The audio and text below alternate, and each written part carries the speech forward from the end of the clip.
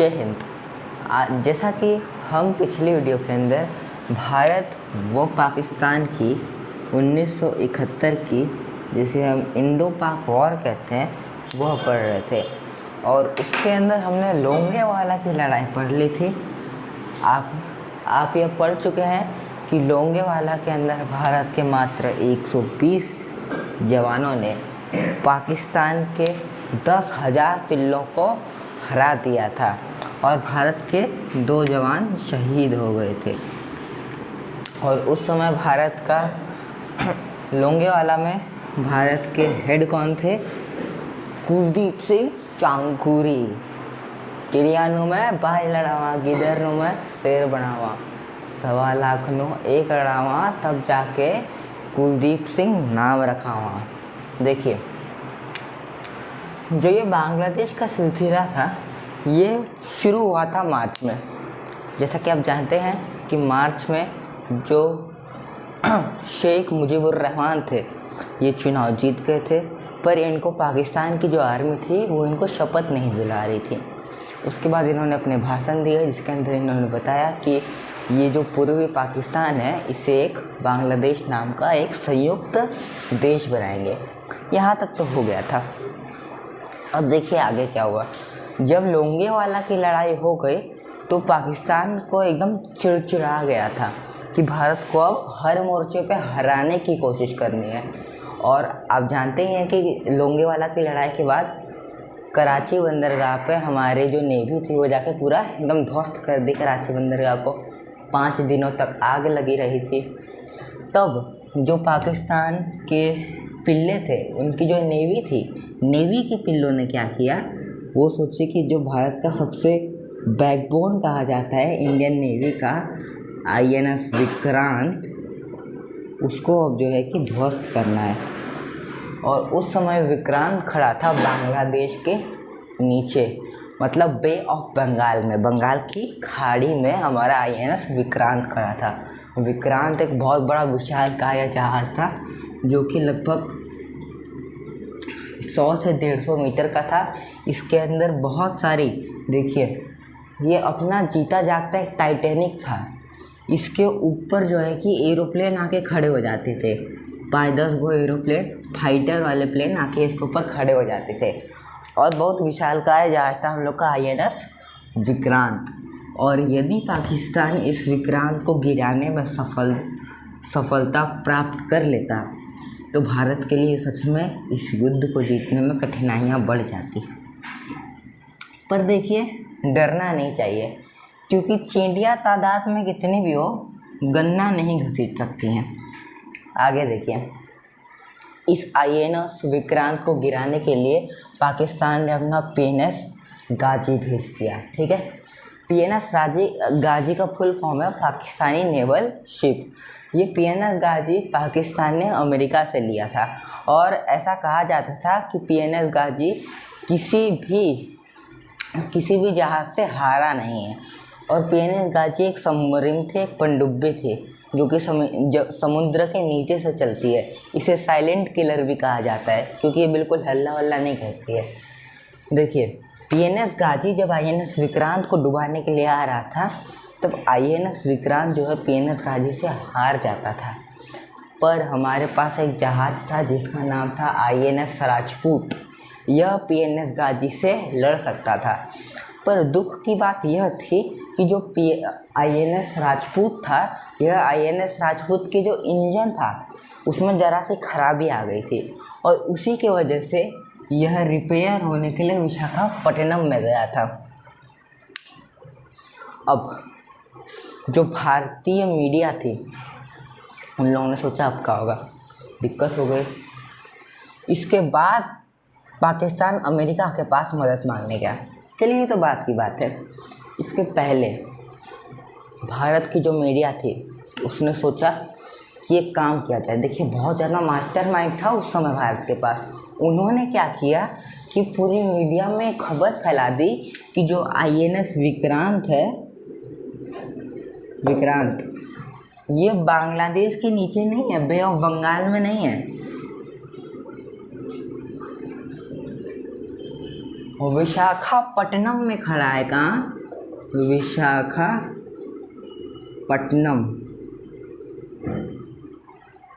अब भारत के लोगों को यह पता था कि पाकिस्तानी जासूस पिल्ले कुछ ना कुछ तो भारत में ज़रूर बैठे होंगे और वह पल पल की खबर भारत से पाकिस्तान उठा के दे रहे होंगे। और ये जो खबर थी कि विशाखापट्टनम में INS विक्रांत खड़ा है, ये एकदम आग की तरफ फैल गई। अब यहाँ का जो PNS गाजी आ रहा था, ये PNS गाजी को ये मैसेज गया कि वहाँ नहीं जाना है, बांग्लादेश की तरफ नहीं जाना है, आप मुड़ जाओ विशाखापट्टनम की तरफ। विशाखापट्टनम में कौन खड़ा है? INS विक्रांत। और उस समय INS विक्रांत विशाखापट्टनम में नहीं था, उससे थोड़ा सेफ्टी दे के रखा गया था, विशाखापट्टनम से दूर था, वो काफ़ी दूर था। अब PNS गाजी चला गया विशाखापट्टनम की तरफ। उसको क्या पता था उसकी मौत। INS राजपूत विशाखापट्टनम में उसकी राह देख रहा है। यमराज बैठे हैं, यमराज। और जब पाकिस्तानी नेवल शिप गाजी, PNS गाजी जब पहुंचा विशाखापट्टनम में, वो पनडुब्बी थी तो ज़मीन के नीचे से आ रही थी। जैसे ही वो ऊपर आया, INS राजपूत बम्बार्टमेंट किया और PNS गाजी ब्लास्ट हो गया। और इसी के साथ उसमें बैठे कम से कम 16-17 लोग भी मर गए थे। इसके बाद पाकिस्तान अमेरिका के पास मदद मांगने गया। देखिए, जब उसका PNS गाजी डूब गया तो पाकिस्तान एकदम बौखला गया था और उसका एकदम मनोबल टूट गया था कि जिसको अमेरिका ने उसको इतना हौसला दे के दिया था कि किसी भी जहाज़ के सामने ये ख़राब नहीं होगा, सबको हरा देगा, उसको एक बेकार जहाज़, मतलब जिसमें इंजन में दिक्कत थी, वो जहाज़ INS राजपूत PNS गाजी को डुबा गया। इसके बाद पाकिस्तान जाता है अमेरिका के पास मदद मांगने। अमेरिका कहता है, अमेरिका भी बौखला जाता है कि हमारे PNS गाजी को डुबा गया। अब अमेरिका जाता है UNO के पास। देखिए, जो UNO है ये अपने में ही एक टॉपिक है, इसको हम किसी वीडियो में कवर कर लेंगे, कैसे बना था, इसका हेडक्वार्टर कहाँ पे है। देखिए, अब जब ये UNO के पास गया तो UNO के अंदर अमेरिका ने कंप्लेंट डाला। कंप्लेंट क्या डाला कि जो भारतीय लोग हैं वो बांग्लादेश के अंदर जुर्म कर रहे हैं। क्या कर रहे हैं? जुर्म कर रहे हैं। पर हम तो मतलब दरिया दिल दिखा रहे थे जाके कि हमारे पड़ोसियों के साथ ऐसा नहीं होना चाहिए, माताओं बहनों का रेप हो रहा था वहाँ पे। ये कितनी बेकार बात थी। वहाँ पे उनकी खुद की आर्मी जाके माताओं बहनों का रेप कर देती थी। क्या एकदम मानवता रद्द हो गई थी उस समय। देखिए, अब इसके आगे मुझे बोलने के लिए आप बोलिए मत, नहीं तो मेरी आंखों से आंसू आ जाएगा। आगे देखते हैं। देखिए, जब अमेरिका ने UNO के अंदर कंप्लेंट डाल दी कि ऐसा ऐसा कर रहा है भारत, तब UNO का एक सदस्य था रूस, जिसे हम रशिया कहते हैं, और इनका और हमारा तो समझौता हो गया था। और देखिए, जो UNO होता है इसमें 5 देशों के पास वीटो करने की ताकत है। वीटो उसे कहते हैं कि मतलब अगर UNO के अंदर कोई भी बात रखी गई किसी भी देश द्वारा, यदि आपको बात अच्छी नहीं लगती है तो आप उसके ऊपर वीटो कर दीजिए। यदि कोई भी देश, यानी कि 5 में से अगर कोई एक भी देश वीटो कर देता है तो जो बात है वो रद्द हो जाएगी। तो इसी प्रकार रशिया ने कर दिया वीटो, और वीटो करने के बाद जो अमेरिका ने कंप्लेन की थी ये भी पानी में डूब गई। अमेरिका का भी मनोबल टूट रहा था, पाकिस्तान का भी मनोबल टूट रहा था। अब अमेरिका को आ गया एकदम गुस्सा, एकदम बहुत तेज़ गुस्सा आ गया। तो अमेरिका ने क्या किया, उसका भारत का जो INS विक्रांत था उससे 4 गुना बड़ा जहाज़ 7वां बेड़ा भेज दिया। कौन सा? 7वां बेड़ा। 7वां बेड़ा अकेले चलता ही नहीं है। 7वां बेड़ा चलता है तो बीच में तो वो 1 किलोमीटर का एक जहाज़ है, उसके बाजू में ऐसे 5-10 गो और जहाज़ है, और 5-10 गो जो है सब एकदम परमाणु बम से लदे हुए। अगर इसके ऊपर, अगर यहाँ पे किसी एक में भी दिक्कत आई तो सारे एक साथ मिलकर हमला करेंगे। सोचिए कितनी खतरनाक बात थी ये। अब क्या होगा। और इसी का साथ देते हुए ब्रिटेन ने अपना एक जहाज ईगल बेड़ा नाम का, वो भी भारत के INS विक्रांत को डुबाने के लिए भेज दिया। अब इंदिरा गांधी पगला गई। और देखिए, पगलाना उनका सही भी था, क्योंकि अगर 7वां बेड़ा तथा ईगल बेड़ा दोनों भारत को मारने आते तो भारत का जो अरेबियन सी थी, जो अरबी सागर है, वो पूरा उस समय रद्द कर दिए होते। वहाँ पे व्यापार एकदम ठप हो गया होता अगर अमेरिका का 7वां बेड़ा और ब्रिटेन का ईगल बेड़ा वहाँ पे आ जाते तो। पर इंदिरा गांधी ने रशिया से बात की, क्योंकि उनका और हमारा समझौता हो गया था। तो रशिया से बात किया कि हमको बहुत ज़्यादा मुसीबत में पड़ गए, ज़रूरत है। तो रशिया ने बोला टेंशन मत लो, हम अपना 40वां बेड़ा भेज देते हैं। सोच रहे हैं, वो 7वां बेड़ा था अमेरिका का और रूस भेज दिया 40वां बेड़ा। और उसने यह कह दिया कि जो यमन में रूस की फोर्स है, देखिए यमन में रूस का एक बहुत बड़ा हेडक्वार्टर है और यमन में रूस की एयर फोर्स रहती है, हवाई वाली। तो यमन के अंदर रूस ने अपनी एयर फोर्स को भेज दिया कि तुम वहाँ से भारत की निगरानी करते रहना। तो भारत को कौन से 2 लोग थे, एक 40वां बेड़ा था और एक यमन से रूस की एयर फोर्स थी। और हमारे अपोजिट में खड़े थे इंग्लैंड का ईगल, मतलब ब्रिटेन का ईगल बेड़ा और अमेरिका का 7वां बेड़ा। और भारत में एक INS विक्रांत तो खड़ा ही था।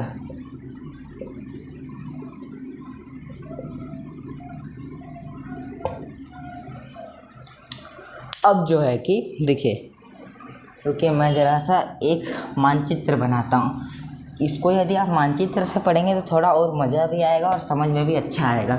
उम्मीद है कि जो मैं आपको बता रहा हूँ ये सब आपको समझ में आ रहा हो। और देखिए, मैं कभी अपनी वीडियो में ये नहीं बोलता कि इस वीडियो को लाइक कीजिए, सब्सक्राइब कीजिए, शेयर कीजिए, पर जो अभी मैं टॉपिक बता रहा हूँ ये हमारी इंडियन आर्मी से रिलेटेड है और इंडियन आर्मी हमारी दिन रात सुरक्षा में लगी रहती है।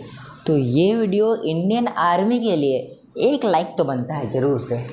देखिए, वैसे तो हमारा मानचित्र अच्छा नहीं है, आप लोग जानते ही होंगे।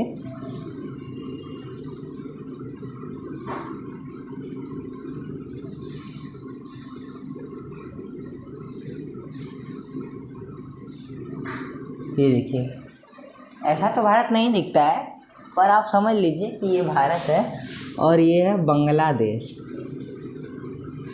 ठीक है, ये है बांग्लादेश। बांग्लादेश के यहाँ पे था चटगांव बंदरगाह, चटगांव था यहाँ पे। और यहाँ पे है भारत का विशाखापट्टनम। यहाँ पे था INS विक्रांत। ये यहाँ पे दुबई यमन है। यहाँ से रूस की एयरफोर्स आ रही है, हमला कर रहे हैं यहाँ पे। और ये देखिए, यहाँ पे एक नाकाबंदी कर दी गई थी, एक ऐसा बैरियर लगाया गया था। मतलब देखिए, यहाँ पे था रूस का 40वां बेड़ा और यहाँ से उसकी पूरी एयरफोर्स। रूस के 40वें बेड़े के अंदर थे लदे हुए थे परमाणु बम। और उसने उनकी जो शिप थी, जो 40वां बेड़ा था, उसके अंदर ये सेटिंग चालू करके रखी थी कि अगर ये जो लाइन बनाई गई है इसके अंदर ईगल बेड़ा या फिर 7वां बेड़ा घुसता है, कोई भी जहाज़ घुसता है तो उनका लॉक था, मतलब अगर कोई भी घुसेगा तो सीधा ऑटोमेटिक फायरिंग हो जाएगी। और इसने यह बात, यानी कि रूस ने यह बात अमेरिका तथा ईगल बेड़े को बता दी। और ये लोग यहाँ खड़े थे, टुकुर टुकुर तमाशा देख रहे थे। और देखिए, जो रूस था उसने मनोवैज्ञानिक दबाव बनाने के लिए क्या किया कि उसकी जो भी पनडुब्बी जो भी लेके आया था वो उसको एकदम तल पे ला दिया, मतलब ऊपर ले लिया कि सैटेलाइट से सब कुछ दिखे। अब क्या होगा, सब लोग एकदम बौखला गए। इसके बाद जो है कि 40वें बेड़े ने सातवें बेड़े को तथा ईगल बेड़े को इतना मजबूर कर दिया कि वो वापस अपने देश लौट जाएं। ये होती है रूस की पावर। और आजकल की पीढ़ी बोलती है कि रूस ने क्या किया था, लाल बहादुर शास्त्री को मरवा दिया था। रूस हमारा हर जगह साथ देते आया है और रूस के इस एहसान को हमें भूलना नहीं चाहिए। रूस भारत का बहुत बड़ा दोस्त रह चुका है। उस समय भारत ने ढाका पर 5000 एयर ड्रॉप करा दिया। चलिए ठीक है, जब ये सब नेवी का काम हो गया, देखिए जो मैंने आपको भी बैरियर बताया कि एक मिनट, मैंने आपको जो भी बैरियर बताया कि यहाँ पे जो है कि 40वें बेड़े ने एक बैरियर लगा दिया था।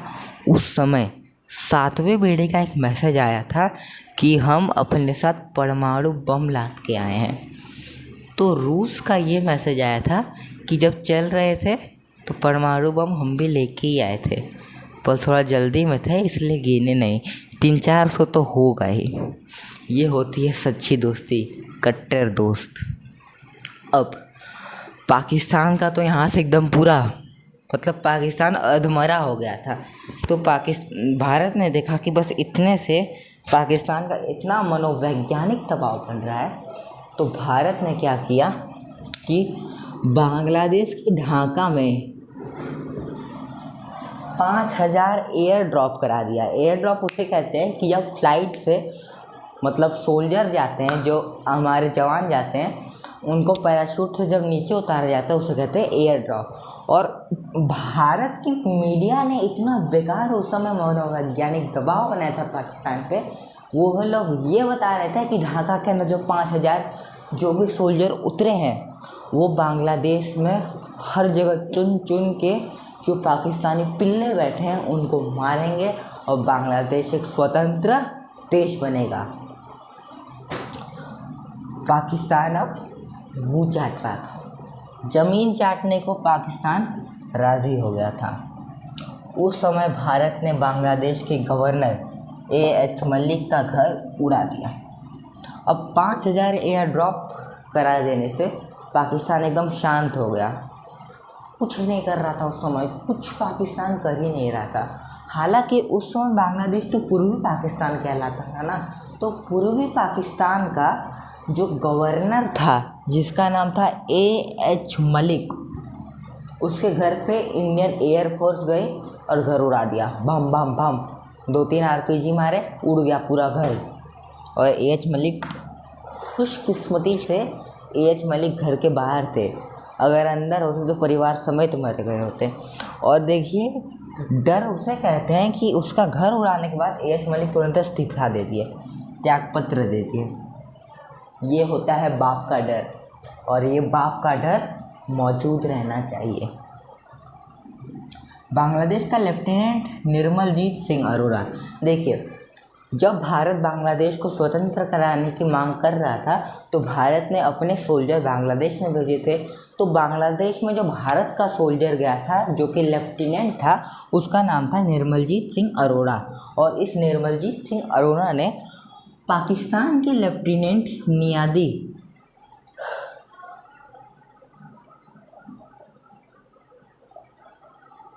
आपकी जो छींक आ रही थी पर अब आ नहीं रही है, देखिए तो पाकिस्तान के गवर्नर लेफ्टिनेंट गवर्नर नियादी को आधे घंटे का समय दिया, और उस आधे घंटे के समय में निर्मलजीत सिंह अरोड़ा ने यह कहा कि नियादी सुन, आधे घंटे का टाइम देते हैं, अगर तू हमको सरेंडर करता है हमारे सामने तो कर, नहीं तो जो 93,000 फौज है हमारे पास बांग्लादेश में उस समय पाकिस्तान की 93,000 फौज घुटने टेकी थी।